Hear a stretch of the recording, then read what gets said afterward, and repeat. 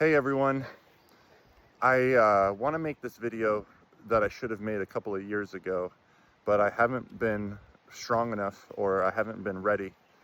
And I recently got a question after losing Mildred, like how do I do it? You know, dealing with this loss. And I really want to talk to you about Muggsy. Muggsy is by far was by far the hardest loss I've ever had in my life. Muggsy was a macaw, and he was the most beautiful parrot, blue and gold and these amazing feathers, and we were so close. Do you know how awesome you are? Huh? I love you, man. My best friend. Our bond was so beautiful. He and I would do everything together. First thing in the morning, I would go and grab him and put him on my shoulder, and we would have coffee together. We would watch TV together. He would do, as long as it was the summer and it wasn't too cold out, he would go on the pack walks with me, go see the horses, ride the ATVs and the side-by-side and on my one wheel. I cannot tell you how much fun and how beautiful this relationship was. And when I moved to Salem in this big house, it has tile. It was recommended to me because I wanted to figure out how to cover all the holes in the tile so we could easily clean up after the dogs, the pee and everything. It was recommended to get the tile treated and it would cover up the holes. Not that it matters, but it ended up not doing anything except the biggest consequence I could ever imagine. The tile company, they asked us if we had any pets.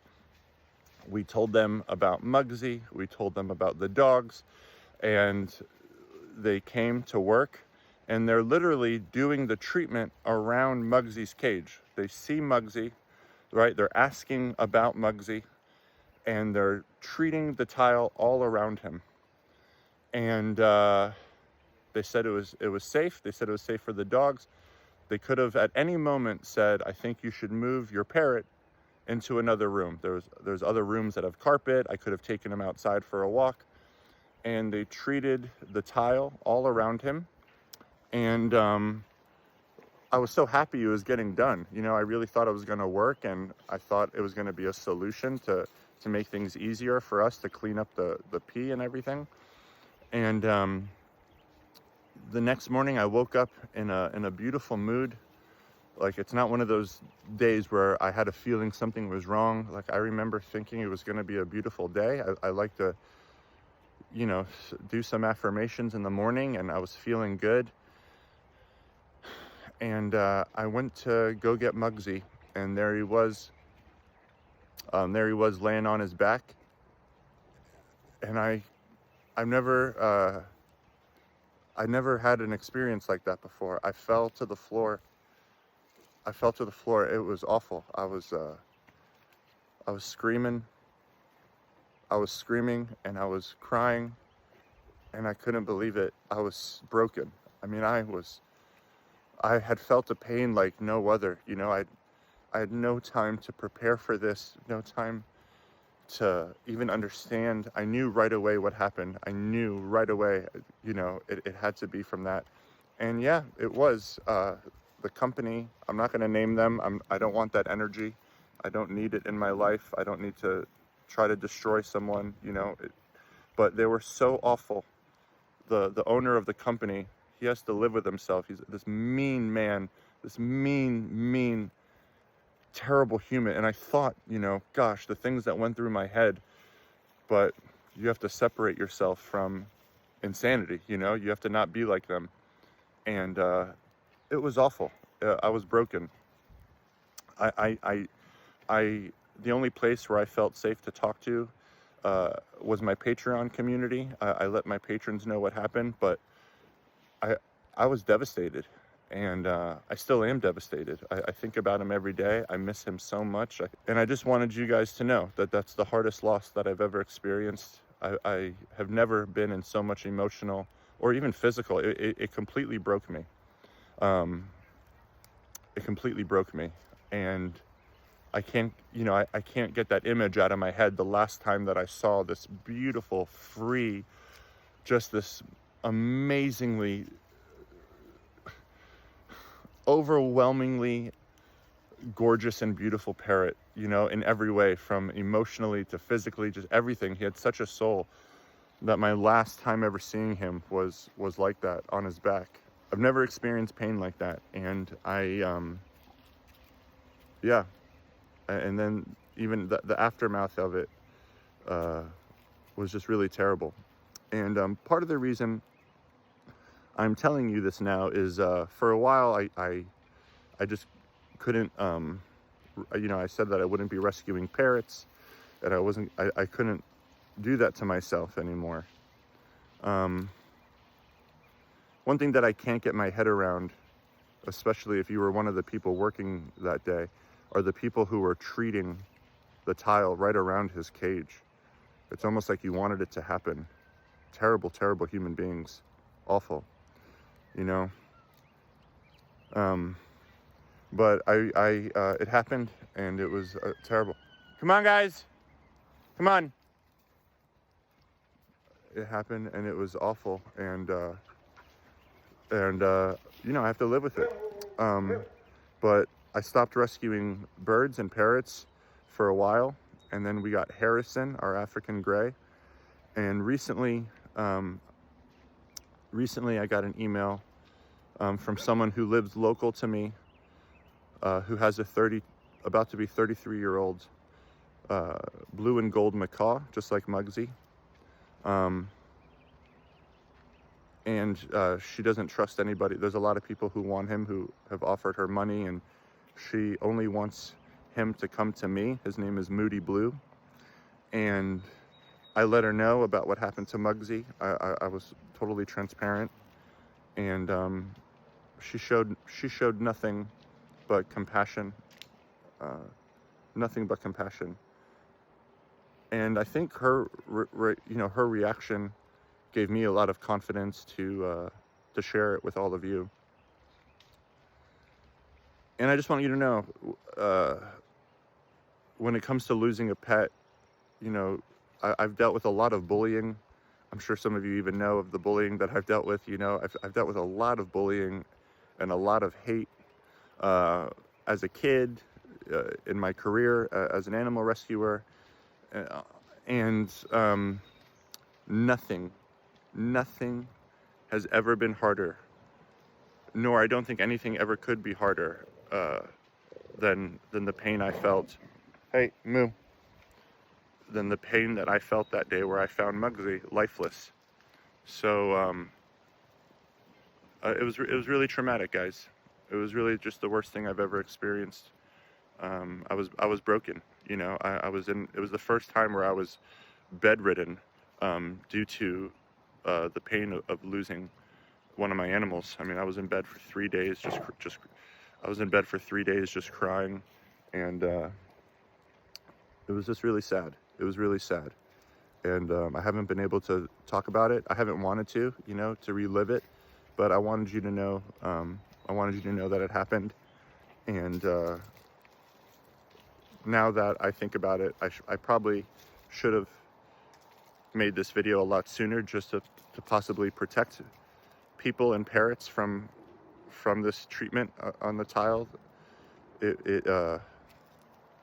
It caused me more pain than anything, and you know, I was vengeful. I wanted to retaliate. I wanted to do a post and tell everybody what the name of this company is and who these people are, but that wouldn't bring Muggsy back. It wouldn't bring Muggsy back.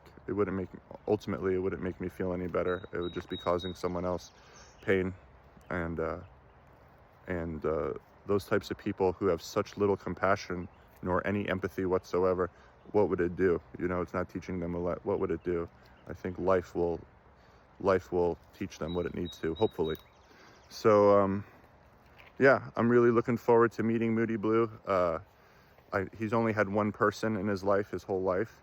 He was hand fed. I got really lucky with Muggsy. You know, he was just really nice and loved meeting new people. Most macaws they could literally rip your finger off if they wanted. Muggsy, anybody could hold him, anybody could pet him, and he just loved me so much. He would run after me to be with me, and it was a bond like no other, you know. And I don't have expectations with Moody Blue. I know we're not going to have. I know it's going to take a long time. I know it's going to take a long time to build that trust with him. He's only had this one person, and I'm taking him away from that. It's going to be really hard for him in the beginning, but I'm going to do everything I can to make him as comfortable as possible.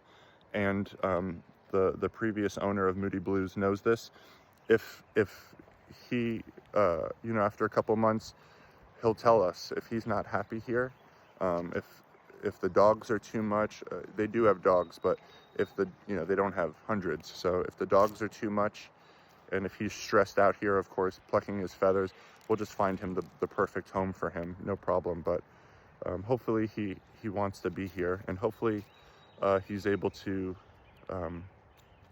bond with me. But there's no comparison, you know, like what I had with Muggsy. There'll never be anything like that. He was the perfect parrot for me, and to bring in a parrot who loved like that type of, you know, the ATV, the coffee with the dogs in the morning. I mean, he made me laugh. He brought so much joy to my life. I can't even put it into words. And for those of you who've never had a parrot and you're thinking like it's just a bird, I understand why you may say that. But guys, let me tell you something. They're not just birds. Like they are so intelligent, so much further intelligent than any dog in the world. You know, they are so smart and so emotional. And it is so terrible as you watch this. I think it is so terrible how these beautiful parrots with these big wings who are supposed to be free and flying, that people buy them from these stores, these parrot stores, and they're just stuck in these cages all the time. Most people who buy these parrots, we're all excited for the shiny, beautiful parrot, and you show it off. And then after a couple of years, 5 years, 10 years, 20, 30, what happens in 40 years? You see these birds that they never get out. Their cages don't get cleaned. They're not fed vegetables and fruits. This is such a long-term commitment. Like, it is such a long-term commitment that just know, if you are interested in rescuing in getting a parrot and having that bond and that relationship, please rescue one. I know you want the 8-week-old baby and you could bottle feed it. So do I. Like, I'm not going to sugarcoat it. I do too. And I would love to have a 8-week-old baby cockatoo or macaw and feeding it, and creating that bond from the beginning. But just think to yourself, are you going to be able to take care of this parrot for the next 20, 30, 40, 50, 60, 70 years? Like, is that possible? And if so, then you have to do what makes you happy. But I cannot tell you, when I used to go into this bird store and I see all of these birds just screaming, like, I can't help but think, like, gosh, they should be free in the forest, in the jungle, in the Amazon, So just please consider. And I'm not trying to make anybody feel bad or to crap on anybody's beliefs or mindset. I'm just sharing with you my opinion. You don't have to agree with it. You don't have to like it. Truthfully, with all due respect, I couldn't care less. This is how I feel. I'm sure there's some things we'll agree on and some things we don't. But when it comes to birds and parrots, they should be free flying. They have wings for a reason. Just like we have legs, we're supposed to be walking, These birds have wings for a reason. They should be in the air, flying in the tallest of trees.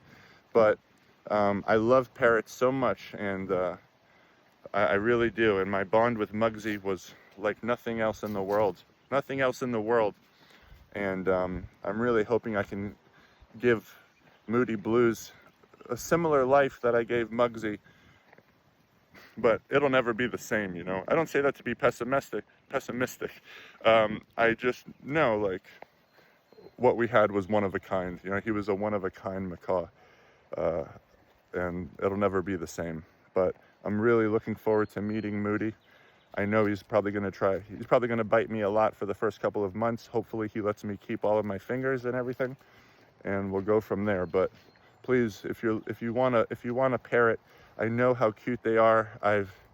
I'm always looking, you know, if there's any babies available for adoption. I look all the time, and it's just almost not possible to find. So, but you can always find the adults, you know, and you may not have that instant connection with the adult, but at least you're taking a large parrot, usually out of a much smaller cage than they should be in, and cleaning them and giving them the right nutrients and the fruit and the vegetables, and it's just the right thing to do, you know.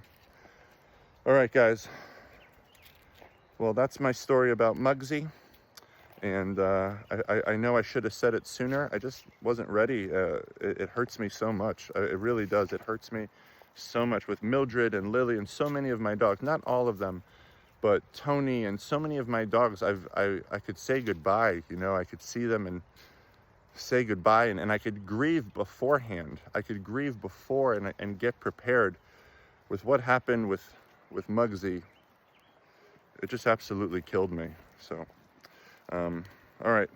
Well, I love you very much. Thank you for watching, and I hope you have a beautiful rest of your day, and stay tuned for the Moody Blues video. I haven't met him yet, but I'm definitely looking forward to it. I love you. Have a good day.